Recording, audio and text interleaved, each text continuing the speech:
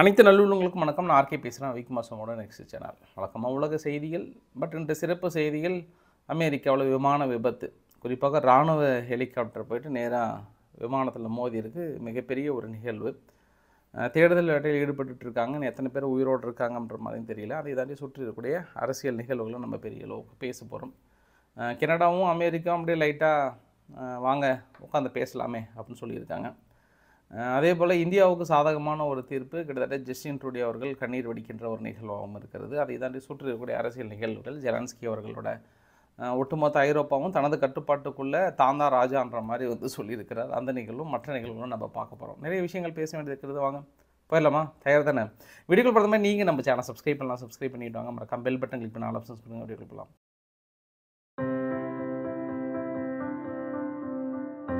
இரண்டு தகவலை பார்த்துட்டு போயிடலாம். கொஞ்சம் ரொம்ப டீட்டெயிலாகவும் பார்த்துட்டு போயிடலாம். அதுக்கப்புறம் நம்ம அமெரிக்கோட விமான விபத்தை பற்றி பேசலாம். கொஞ்ச நாளைக்கு முன்னாடி ட்ராய், அதாவது இந்தியாவுடைய ஒழுங்குமுறை ஆணையமான ட்ராய் குறிப்பாக தொலைத்தொடர்பு நிறுவனங்கள் இருக்காங்க இல்லையா, தொலைத்தொடர்பு நிறுவனங்களுக்கு ஒரு கட்டளை ஒன்று சொல்கிறாங்க. ஏன்னா நிறைய பேர் பட்டன் ஃபோன் மாதிரி யூஸ் பண்ணுறாங்க. அந்த நம்பர், பர்டிகுலர் நம்பர் அவங்க சும்மா எக்ஸ்டெண்ட் பண்ணால் போதும், ரீசார்ஜ் பண்ணால் போதுன்னு இருக்காங்க. ஆனால் அவங்களுக்கும் கட்டாயப்படுத்தி நீங்கள் நெட் ரீசார்ஜ் கொடுத்துட்றீங்க. அவங்க நெட்டு பயன்படுத்துகிறதே இல்லை, ஆனால் அதையும் சேர்த்து நீங்கள் கட்டாயமாக வசூல் பண்ணுறீங்க. இது ஒரு தவறான ஒரு விஷயம். அதனால் உடனடியாக தனி ரீசார்ஜ் கொடுங்க. அதாவது நெட்டை பயன்படுத்தாத வேலிடிட்டி மட்டும் எக்ஸ்டெண்ட் பண்ணுறவங்களுக்கு ஒரு தனி ரீசார்ஜ் கொடுங்க அப்படின்னு ட்ராய் ஒரு உத்தரவு கொடுத்துருந்தாங்க. அதற்கு தொலைத்தொடர்பு நிறுவனங்கள் சரி ஓகேன்னு இசைவு தெரிவித்திருந்தாங்க.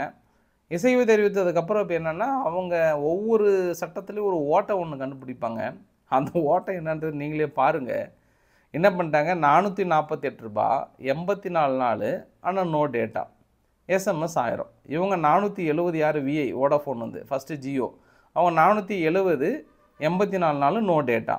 இவங்க 469 84 நாள் நோ டேட்டா. இவங்க 439 பிஎஸ்என்எல் 90 நாள் நோ டேட்டா. அப்போ நம்ம என்ன பேசிக்காக புரிஞ்சிக்கலான்னா, ஐயா $448 மறுபடியும் அதே தான். நெட்டுக்கு அதுக்கு ஒரு $200 $300 குறைச்சி வச்சுட்டு நோ டேட்டான்ற அடிப்படையில் மறுபடியும் அதே ரேட்டு தான் கேட்டிருக்காங்க. இங்கே கேட்குறது பேசிக் ரேட்டு. அதாவது அவங்க ஒரு சிலர்லாம் இன்கம்மிங்காக வைத்திருப்பாங்க.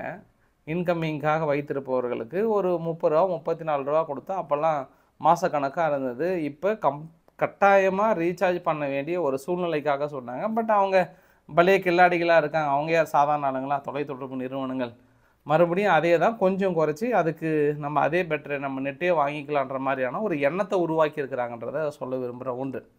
நெக்ஸ்ட் அப்டேட்னா சீனா அங்கே இப்போ நியூ இயர் செலிப்ரேஷன் போயிட்டுருக்கு. புதிய ஆண்டு தொடங்க போகிறாங்க. இப்போ வரக்கூடிய 29 30 புதிய ஆண்டு சீனாவுக்கான புதிய ஆண்டு தொடங்குது. அந்த புதிய ஆண்டில் நிறைய ஊழியர்களுக்கு அங்கே போனஸ்லாம் கொடுப்பாங்க. இங்கே தீபாவளி போனஸ் மாதிரி அங்கே அந்த மாதிரி ஹினான் ப்ராவினன்ஸில் அங்கே மைனிங் மிஷினரி ஃபேக்ட்ரிஸ் இருக்குது. மைனிங் மிஷினரி கம்பெனி இருக்குது. அந்த மைனிங் மிஷினரி கம்பெனியில் உங்களுக்கு பக்கத்தில் இருக்கக்கூடிய வீடியோ பதிவு பாருங்கள். என்ன பண்ணுறாரு மனுஷன், ஒரு 71 கோடி மதிப்புள்ள போனஸ் பணத்தை ஃபுல்லாக கொட்டிட்டார். ஃபுல்லாக ஒரு டேபிள் ஃபுல்லாக கொட்டிட்டு அவங்க ஊழியர்களை கொண்டு யார் யார் எவ்வளோ வேணுமோ கவுண்ட் பண்ணி தான் எடுக்கணும். மொத்தமாக அள்ளி பேக்கில் போட்டுக்கூடாது. ஒரு குறிப்பிட்ட டைம் உங்களுக்கு 15 நிமிஷம் கொடுக்குறோம். அந்த 15 நிமிஷத்தில் உங்களால் எவ்வளோ எண்ண முடியுமோ கண்ணு முன்னாடி எண்ணி தான் எடுக்கணும். இப்போ திடீர்னு எடுக்கிறோமா, அது கவுண்ட் பண்ணணும். இப்போ 10,000 கவுண்ட் பண்ணி பாக்கெட்டில் வச்சுட்டு அடுத்து திரும்பி எடுத்து 10,000 கவுண்ட் பண்ணி அப்படி தான் நீங்கள் வைக்கணும். மொத்தமாக அள்ளி வச்சிங்கனாலும் டவுட். அதே மாதிரி கவுண்ட் பண்ணுறதுலையும் தவறு இருந்தது அப்படின்னா மறுபடியும் தூக்கி உள்ளே போட்டுப்பாங்க. இப்படி ஒரு ரூல்ஸை போட்டு மிக வித்தியாசமான ஒரு போனஸை கொண்டு கொட்டிட்டாங்க. இது மாதிரி 15 நிமிஷத்தில் அதிகபட்சமாக ஒருத்தர் மட்டும், ஒரு பெண் ஊழியர் மட்டும் $11 லட்ச வரைக்கும் கவுண்ட் பண்ணாங்களாம். இந்திய மதிப்பில் நான் சொல்கிறேன். நான் இந்திய மதிப்பு $11 லட்ச வரைக்கும் கவுண்ட் பண்ணாங்களாம். மீதியெல்லாம் குறைந்த அளவில் அப்படி இப்படின்னு சொல்லிட்டு கவுண்ட் பண்ணியிருந்தாங்களாம். இது ஒரு வித்தியாசமாக இருந்தது. பணத்தை கொண்டு கொட்டிட்டு நீங்கள் 15 நிமிஷத்துக்குள்ளே கவுண்ட் பண்ணி எவ்வளோ நாள் எடுத்துக்கோங்க, உங்களால் எவ்வளோ எண்ண முடியுமோ எண்ணி எடுத்துக்கோங்க அப்படின்றது இதுவரையும் நம்ம பார்க்காத ஒரு நிகழ்வாக இருந்தது. மீதியெல்லாம் கார் வாங்கி கொடுக்குறாங்க, மற்றது வாங்கி கொடுக்குறாங்கன்ற மாதிரி நிகழ்வை பார்த்தோம். கொஞ்சம் இது வித்தியாசமாக இருந்தது, அதனால் ஷேர் பண்ணேன். நான் இன்னொரு விஷயத்தையும் சொல்லிட்டு போயிடுறேன். மிக முக்கியமான நிகழ்வுக்கு, குறிப்பாக ருவாண்டா, அந்த பக்கம் காங்கோ இடையில் M23 என்ற கிளர்ச்சியாளர்கள் அவங்க கோமான்ற பகுதி தனது கட்டுப்பாட்டுக்குள்ளே வந்துட்டாங்க. நம்ம கடந்த 2 நாளாக சொன்னோம்ல, அதிவிரைவாக ஒரு போர் முடிவுக்கு வரணும் இதாக தான் இருக்கும். ஏன்னா ருவாண்டா வந்து அங்கே கேட்டிருக்காங்க காங்கோவுக்கு, சீக்கிரம் வாங்க பேச்சுவார்த்தை பண்ணிக்கலாம், சீஸ்பயரை கொண்டு வந்துடலாம், தேவையில்லாமல் எதுக்கு பிரச்சனை அப்படின்ற மாதிரி சொல்லியிருக்காங்க. இது வரைக்கும் நடந்த யுத்தத்திலே ஒரு 3-4 நாள்லே ரொம்ப சீக்கிரமாக சீஸ்பயரை கொண்டு வந்திருக்காங்க. எங்கெல்லாம் வருஷ கணக்காக எழுதிட்டு இருக்கும்போது பரவாயில்ல, ரொம்ப சீக்கிரமாக சீஸ்பயர் பேசலாமே, கொஞ்சம் காங்கோ வந்தாங்கன்னா பரவாயில்லையே அப்படின்ற மாதிரியான தனது விருப்பத்தை வந்து தெரிவித்திருக்கிறாங்க. இது நல்ல வரவேற்க தகுந்த விஷயமா இருக்குது. சரி, என்ன பேசுகிறாங்கன்றதை பார்க்கலாம். இப்போ தான் நம்ம சம்பவ இடத்துக்கு போக போகிறோம். எங்கே போக போகிறோம்? நேராக அமெரிக்காவுக்கு போக போகிறோம். இந்த வீடியோ பதிவு பாருங்கள். அமெரிக்காவுடைய ஏர்லைன்ஸ் நிறுவனம் பக்கத்தில் சைடில் ஒரு லைட் மாதிரி வருது பாருங்கள், அது வந்து இராணுவ ஹெலிகாப்டர் கரெக்டாக கிளம்பும்போது மோதி அங்கே இருக்கக்கூடிய ஆற்றில் விழுந்துடுது. அதாவது டிசி ஆற்றுன்னு, வாஷிங்டன் டிசின்னு சொல்லுவாங்க, அந்த ஆற்றில் வந்து கீழே விழுந்துடுது. அந்த ஹெலிகாப்டர் இருக்குல்ல, அது வந்து பிளாக் ஹவாக் ஹெலிகாப்டர்னு சொல்லுவாங்க. அது கொஞ்சம் மற்ற ஹெலிகாப்டர் மாதிரி நார்மலாக கிடையாது, அது கொஞ்சம் ரொம்ப ஸ்பெஷலைஸ்டு அப்படின்னு சொல்லப்படுறாங்க. இருந்தாலும் அந்த விமானத்தில் நார்மல் பயணிகள் விமானம் இருக்கு இல்லையா, ஏர்லைன்ஸ் விமானம், அமெரிக்காவோட ஏர்லைன்ஸ் விமானத்தில் 60 பேர் பயணித்திருக்காங்க. அவங்களோட சேர்ந்து 4 பைலட் பெண்கள் மாதிரி இருக்காங்களா, அவங்களோட சேர்த்து 4, மொத்தம் 64 பேர். ஆனால் இது வரைக்கும் அவங்க 10 பேரோ 15 பேர் தான் உயிரோடு இருக்காங்கன்ற மாதிரி வந்து சொல்லியிருக்காங்க. தொடர்ந்து மீட்கும் படலம் இருக்குன்னு இருக்காங்க. இதில் என்ன ஒரு விஷயம் அப்படின்னா, நடந்த உடனே ட்ரம்ப் அவர்களோட பதிவை பாருங்கள். What a terrible night, God bless you all அப்படின்னு போட்டாரா. அதுக்கப்புறம் அவரே கேள்வி கேட்குறார். ஆக்சுவலாக அவர் தான் அதிபர், ஆனால் அவரே என்ன கேட்குறாருன்னா, ஹெலிகாப்டர் எப்பயுமே கோயிங் ஸ்ட்ரெயிட்டாக போகும், வழக்கமாக ரொட்டீன் அந்த இடத்துல ரொட்டீனாக இப்போது விமானங்கள் வந்து பறந்துட்டு தான் இருக்கும், அது இல்லாமல் பிளேசிங் மாதிரி லைட் அடிச்சுட்டு தான் இருக்கும். ஹெலிகாப்டர் இது கூட தெரியாமல் எப்படி ஒன்று அப் போயிருக்கலாம் இல்லை டவுன் போயிருக்கலாம், எப்படி நேராக போயிட்டு விமானத்தை ஏன் மோதினாங்க அப்படின்னு அவரே கேள்வி கேட்குறாரு. இதுதான் ஆக்சுவலாக நார்மலாக மக்கள் கேட்க வேண்டிய கேள்வி, அடுத்த செகண்ட் அவரே கேட்டிருக்கிறார். ஸோ அது மிகப்பெரிய ஒரு பேசு பொருளாக இருந்தது. ஐயா, நீங்கள் அதிபர் ஐயா, அதுக்கான விசாரணைகளை நடத்தி விட்டு அதுக்கான காரணங்களை தான் வெளியிடணும். பட் கொஞ்சம் தலைவர் உணர்ச்சி வசப்பட்டு உடனே அதை போட்டாங்க. அதுக்கப்புறம் அவருடைய டிஃபென்ஸ் வந்து பீட்டா ஹெக்ஸத் அவர் என்ன சொன்னார்னா, நாங்கள் இந்த இன்சிடென்ட்டை கன்ஃபார்ம் பண்ணியிருக்கோம். Army US-60 helicopter from Bravo company, 12வது ஏவியேஷன் பெட்டாலியனும் அப்புறம் டேவியேஷன் ஆர்மி ஏர்ஃபீல்டை சேர்ந்தது, லோக்கல் மக்களோட லோக்கல் அஃபீஷியல்ஸோட ஒர்க் பண்ணிகிட்ருக்குறோம். ஸோ அங்கே என்ன நடந்ததுன்னு நாங்கள் பார்த்துட்ருக்குறோன்ற மாதிரியான ஒரு அறிக்கை கொடுத்துருக்காங்க. ஸோ இந்த அறிக்கை தான் அதிபர்கிட்ட இருந்து வந்திருக்கணும். பட் அவர் இன்னும் நம்ம எதிர்க்கட்சியாகவே இருக்கிறோன்னு நினச்சிட்டாரா என்னன்னு தெரியல. வழக்கம் போல் தனது கருத்தை வந்து என்ன நடக்குது, வேலை கிளையும் போயிருக்க வேண்டியது எப்படி மோதிச்சோம்னு அவரே கேள்வி கேட்டுக்கிட்டார். சரி, அது ஒரு பக்கம் இருந்தாலும் இவங்க நிஜமாகவே விசாரிக்க வேண்டியது CNN கிட்ட தான் விசாரிக்கணும். ஏன்னா நீங்கள் டைம் பாருங்கள், ரவுண்ட் பண்ணியிருக்கு. மீது எல்லா வெளியிடுற டைம் பார்த்தோம் அப்படின்னா, குறிப்பாக இந்த ரீகன் நேஷ்னல் ஏர்போர்ட்டில் நடந்த இந்த விமான விபத்து எல்லாருமே எவ்வளோ டைமுக்கு வெளியிட்டிருக்காங்க. ஆனால் CNN மட்டும் பாருங்கள் 6 மணி நேரத்துக்கு முன்னாடி வெளியிட்டிருக்காங்க. அது கீழே நான் இன்னொரு ப்ரூஃபும் காட்டுறேன். மீது எல்லாருமே அட்லீஸ்ட் அவங்க குறிப்பாக வாஷிங்டன் டிசி 5 மணி நேரத்துக்கு அப்டேட் பண்ணுறாங்க முன்னாடி, ஆனால் இவங்க 6 மணி நேரத்துக்கு 1 மணி நேரத்துக்கு முன்னாடி அப்படி லைவ்லேயே உட்காந்துருப்பாங்க போல். இப்போ மோதிச்சு உடனே எழுதுமான்னு எழுதியிருக்காங்களா, எப்படி இவ்வளோ டைம் கேப்? அதுதான் இப்போ அடுத்து இன்னொரு கேள்வியாக இருக்கிறது. CNN வந்து இவ்வளோ சீக்கிரமாக அப்டேட் பண்ணியிருக்காங்களா, இல்லை மற்றவங்க இவ்வளோ ஸ்லோவாக இருக்காங்களா, இல்லை அவங்க முன்கூட்டியே இந்த கதையை எழுதி வச்சுக்கிட்டு கரெக்டாக மேட்ச் பண்ணிட்டாங்களா, அதையும் கொஞ்சம் பார்த்து சேர்த்து விசாரிங்க ட்ரம்ப் அவர்களே அப்படின்னு கேட்டிருக்காங்க. சரி, இப்போ ட்ரம்ப்போட அடுத்தடுத்த அறிவிப்பில் குறிப்பாக நேற்று அரசு ஊழியர்கள் 20 லட்சம் பேர் 20 லட்சம் பேர்த்துக்கு 8 மாதம் சம்பளம் கொடுக்க போகிறோம், உடனடியாக பதவி விலகுங்கள்னாங்களா. அதில் என்ன சொல்கிறாருன்னா, ஒரு ஆஃபர், நீங்களாக விலகிடுங்க, நான் வந்து யாரையும் பதவி விலக வைக்கல, 20 லட்சம் பேர் நான் 8 மாதம் சம்பளம் முன்கூட்டியே கொடுத்து உங்களுக்கு PF என்னென்ன வேணுமோ எல்லாத்தையும் கொடுத்துட்றோம், ஆனால் நீங்கள் பதவி விலகிடுங்க, ஏன்னா நாங்கள் சிக்கன நடவடிக்கையில் ஈடுபட்டுருக்குறோம் அப்படின்னு சொன்னாங்க. இது யாரோட டைலாக் எங்கே கேட்டிருக்கோம் அப்படின்னா, அர்ஜென்டினாவோட மிலை அவர்கள் வந்து இதை சொல்லியிருக்கிறார். இதே மாதிரியான டைலாக் வந்து நான் அரசு ஊழியர்கள் அடுத்தடுத்து தூக்குறேன்னு சொன்னார்ல, அதே மாதிரி டைலாக் எடுத்திருக்கிறார்.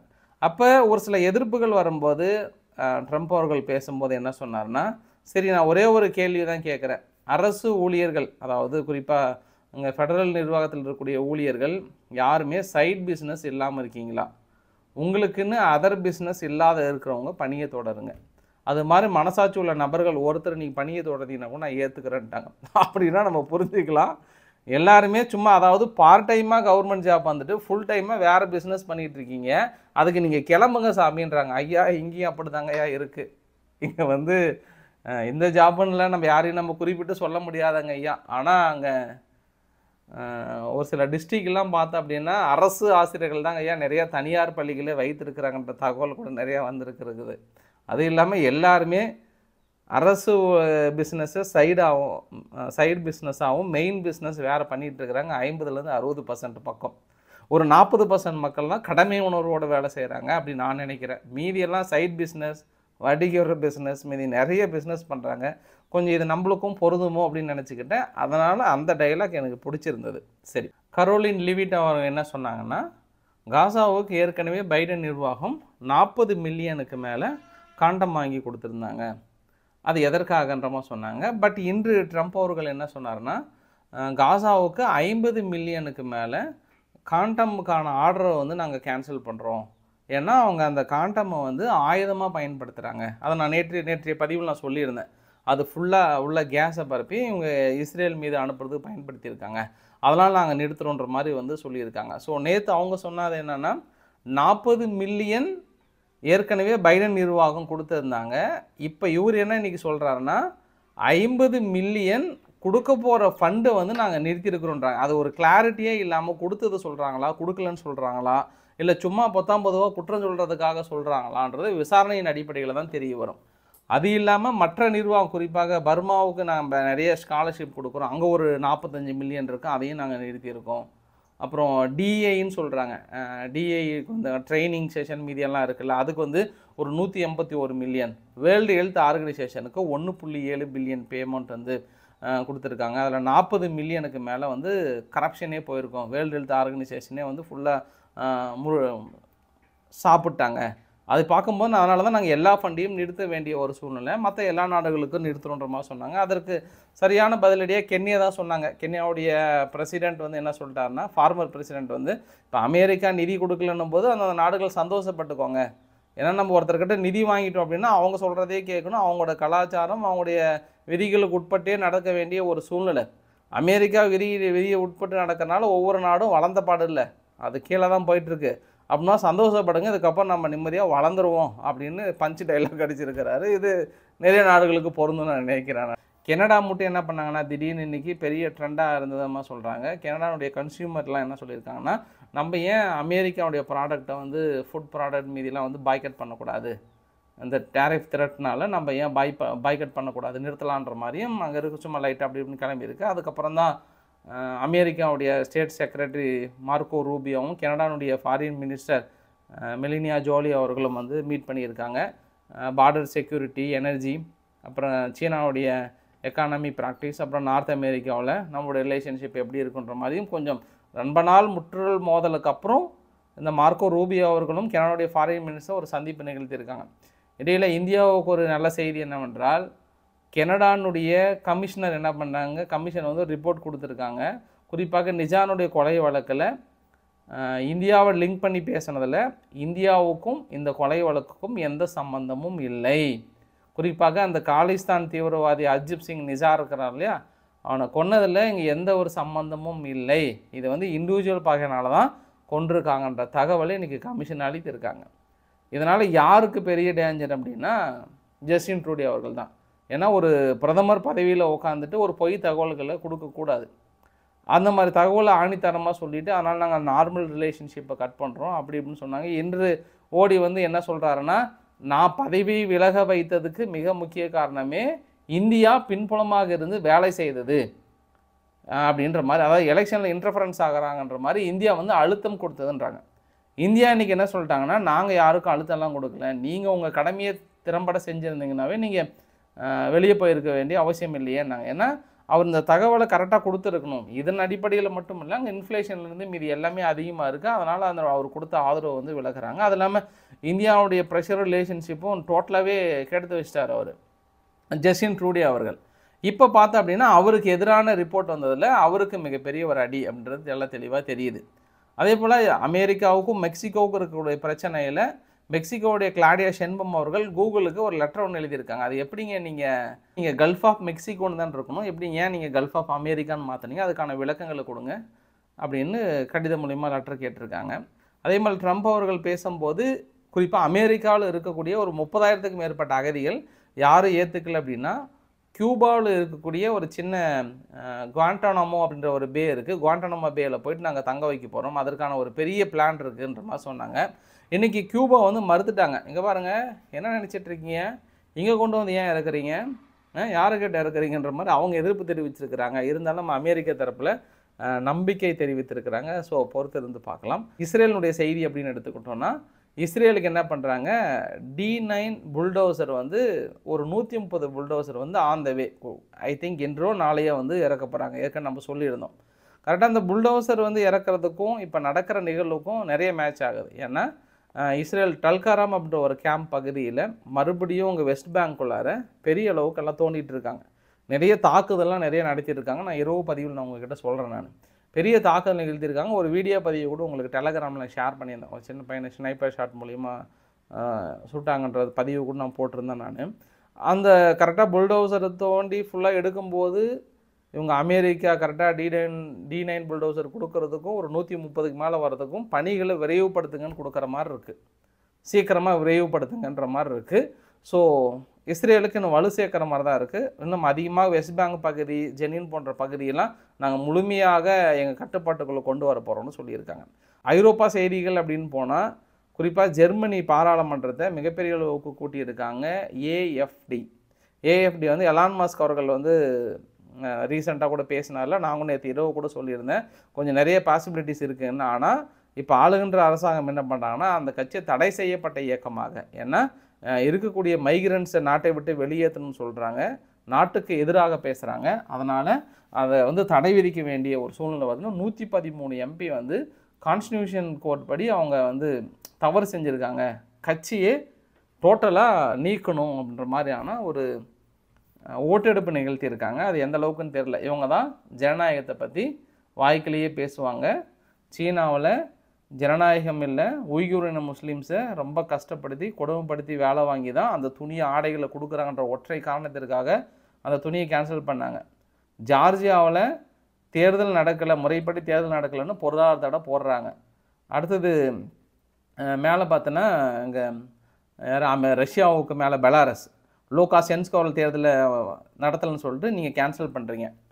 இங்கே வெனிசுலாவில் போனோம் அப்படின்னா வெனிசுலா நிக்கோலஸ் மதுரோ அவர்கள் முறையாக தேர்தல் நடத்தலைன்ட்டு நீங்கள் பொருளாதார தடையே போடுறீங்க. இப்போ நீங்கள் என்ன, உங்களுக்கு எதிராக ஒரு கட்சி ஜெயிச்சிருவாங்க, பெரும்பான்மை மக்களோட ஆதரவு கிடைக்கிறது, கிட்டத்தட்ட பர்சன்டேஜ் எல்லாமே மெஜாரிட்டியாக இருக்காங்க, அமெரிக்கா சப்போர்ட் பண்ணுறாங்க காரணத்தினாலும் நீங்கள் இந்த கட்சியை அருகதை இல்லைன்னு சொல்லிட்டு நீங்கள் கேன்சல் பண்ணிங்கன்னா அப்போ உங்களுக்கும் மற்ற நாடுகளுக்கு என்ன வித்தியாசம்? அப்போ நீங்கள் என்ன பண்ணுறது? சர்வதிகாரம் தான் இது. ஜெர்மனியில் சொல்கிறேன் நான். அப்போ ஜெர்மனியில் நீங்கள் எலெக்ஷனே வைக்க வேண்டான்றான் நான். எதுக்கு? நீங்களே ஜெயிச்ச மாதிரி போட்டுக்குவாங்களா? உங்களுக்கும் வெனிசுலாவுக்கு வித்தியாசம் இல்லையே. இல்லை பெலாரஸ் லூகாஷென்ஸ்கோ அவர்கள் நீங்கள் விமர்சனம் பண்ணுறதில் என்ன நியாயம்னு தெரியல. தனக்கு வந்தால் அது ரத்தம், மற்றவங்களுக்குன்னா தக்காளி சட்னின்றதில் இது மிகப்பெரிய ஒரு ப்ரூஃபாக இருக்குது. நம்ம தலைவர் இடையில் போய் இப்போ இன்றைக்கி பேசியிருக்கிறார். யார்? டென்மார்க்கினுடைய மீட்டா ஃப்ரெடரிக்சன் அவர்கிட்ட வந்து பேசியிருக்காங்க. மீட்டா ஃப்ரெடரிக்சன் அவர்கள்கிட்ட பேசிட்டு குறிப்பாக ஐரோப்பாவுக்கு எந்த அளவுக்கு முழுமையாக சாலிடாரிட்டியாக எங்களுக்கு உதவி பண்ணுறது, நாங்கள் உங்களுக்கு உதவி செய்கிறது எப்படி, பைலேட்ரல் அடிப்படையில் உக்ரைனுக்கும் நார்த்தன் ஐரோப்பாவுக்கும் இருக்கக்கூடிய ரிலேஷன்ஷிப் என்ன, அதே மாதிரி எங்களை நீங்கள் கைவிட்டாலும் உங்களை நாங்கள் கைவிட மாட்டோம் நிறைய பேசியிருக்கிறார் போர் தலைவர். எக்ஸ்தலத்தில் நிறைய பக்கமாக போட்டிருக்கிறாரு. இப்போ நம்ம என்ன புரிஞ்சுக்கலாம் அப்படின்னா, அமெரிக்கா வந்து அடித்தா கூட நாங்கள் உங்களுக்கு உதவி பண்ண தயாராக இருக்கேன். ஏன்னா நேற்றே சொல்லிட்டார். அதாவது அமெரிக்கா ஃபண்டிங் கொடுத்தது குறைவு தான், ஐரோப்பா தான் ஃபண்டிங் அதிகமாக கொடுத்துருக்காங்க. அப்படி இருக்கும்போது ஃபேக்கான நியூஸை வந்து ட்ரம்ப் அவர்கள் சொல்லியிருக்கிறார், நேற்று சொல்லியிருக்கிறாரு. இப்போ இவர் என்ன நினச்சிக்கிட்டாரு, ஐரோப்பானுடைய தலைவர் நம்ம, ஐரோப்பாவும் நம்ம காப்பாற்றணும். இப்போ அங்கே கிரீன்லாந்து வந்து அமெரிக்கா கேட்குறாங்க, அதனால் நம்ம யுனைட்டியாக இருந்து பாதுகாக்க வேண்டிய ஒரு சூழ்நிலை சைடில் பிட்டை போடுறாரு. அது எந்த அளவுக்கு எடுபடுன்னு தெரியல. ஸோ பொறுத்திருந்து பார்க்கலாம். ஏன்னா ஐரோப்பாவுக்கும் மிகப்பெரிய ஒரு தலைவர் வேணும்ல, சுதந்திர போராட்ட தியாகி வந்து கிடைத்திருக்கிறான் அடிப்படையில் கூட எடுத்துக்கலாம் நம்ம. ஏன்னா உக்ரைன் கொஞ்சம் ஸ்ட்ராங்காக தான் இருக்காங்க, நம்ம மறுக்கலாம் முடியாது. ஏன்னா தொடர்ந்து இன்று கூட பாருங்கள், ரஷ்யாவில் 800 கிலோமீட்டர் தள்ளி இருக்கக்கூடிய எண்ணெய் கிணறுகள் மீது தாக்கல் நடத்தியிருக்காங்க. மறுபடியும் ஒரு 4 எண்ணெய் கிணறுகள், கிட்டத்தட்ட ரஷ்யாவுடைய ரிசர்வே 10% காலி பண்ணியிருக்காங்க. மேற்கொண்டு உக்ரைன் என்ன சொல்கிறாங்கன்னா, இன்னும் 10 நாளில் நீங்கள் நினைக்கிறத விட வேறு விதமாக நடக்குன்னு சொல்லியிருக்காங்க. ரஷ்யாவும் என்ன பண்ணியிருக்காங்க, இன்னைக்கு கியூவில் தாக்கல் நடத்தியிருக்காங்க. ஆனால் ரஷ்யா நடத்தின தாக்குதலை விட உக்ரைன் அவங்களுக்குள்ள நடத்தப்படுகிற தாக்குதலில் பெரிய இழப்பு. டைரெக்டாக அவங்களுடைய எனர்ஜி இன்ஃப்ராஸ்ட்ரக்சர் குறிப்பாக எண்ணெய் கிணறுகள் எங்கெங்கே இருக்கோ குறிவைத்து தாக்கல் நடத்தப்படுகிறது இங்கே உக்ரைன் தரப்பிலிருந்து. அதற்கான முழு உதவி வந்து ஐரோப்பா தரப்பிலிருந்து கிடைக்கிது அப்படின்னும்போது அந்த ஐரோப்பாவுக்கும் நம்ம உடன்பட்டவராக இருக்கணும்னு நினைக்கிறாங்க. அது கிவ் அண்ட் டேக் பாகிஸ்தான் கூட எடுத்துக்கலாம். குரோஷியாவும் ஓடி வந்து நாங்கள் உக்ரைனுக்கு அடுத்த கட்ட உதவி குறிப்பாக நாளை வந்து அனௌன்ஸ் பண்ண போகிறாங்க. மிலிட்டரி டெக்னிக்கல் அசிஸ்டன்ஸ்லேருந்து வேறு என்னென்ன கொடுக்க போகிறேன் அப்படின்றதுனால மிகப்பெரிய ஒரு அறிவிப்பு கொடுக்குறன்ற மாதிரி சொல்லியிருக்காங்க. வேறு லெவல் வளர்ச்சியில் போயிட்டுருக்கு, பொறுத்து இருந்து பார்க்கலாம். ஃபைனலாக அந்த வீடியோவோட கிளைமேக்ஸில் ஐரோப்பானுடைய 16ஆம் கட்ட பொருளாதார தடையில் குறிப்பாக ரஷ்யாவுக்கு எக்ஸ்பாக்ஸும் ப்ளே ஸ்டேஷனும் கொடுக்கக்கூடாதுன்னு தடை விதிக்கிறாங்களாம். காஜா கலாஸ் அவர்கள் சொன்னாங்க. இந்த எக்ஸ்பாக்ஸும் ப்ளே ஸ்டேஷனும் உங்களுக்கு கிடைக்கலனா ஜார்ஜியா கிட்டேயோ கசகஸ்தான் கிட்டேயோ இல்லை சீனா கிட்டேயோ ஹோம் டெலிவரியே பண்ணிவிடுவாங்க அவங்க. இவங்க இதெல்லாம் ஒரு தடையா பாஸ், இதெல்லாம் தடையிலேருந்து தூக்குன்ற மாதிரி ரொம்ப நக்கலாக வந்து போட்டிருந்தாங்க. இப்போ பிப்ரவரி 22லேருந்து இந்த ஒரு திட்டத்தை வந்து கொண்டு வராங்களாம். எக்ஸ்பாக்ஸும் ப்ளே ஸ்டேஷனுக்கு தடை விதிக்க போகிறேன்னு சொல்லியிருக்காங்க. இது தடை கொஞ்சம் டீசெண்டாக நல்ல தடைகளை போன எக்ஸ்பாக்ஸ் ப்ளே ஸ்டேஷன்லாம் போயிட்டு என்ன பெருசாக இம்பாக்ட் வரப்போகுதுன்னு தெரியல. மேபி வரும்னு நினைக்கிறாங்க.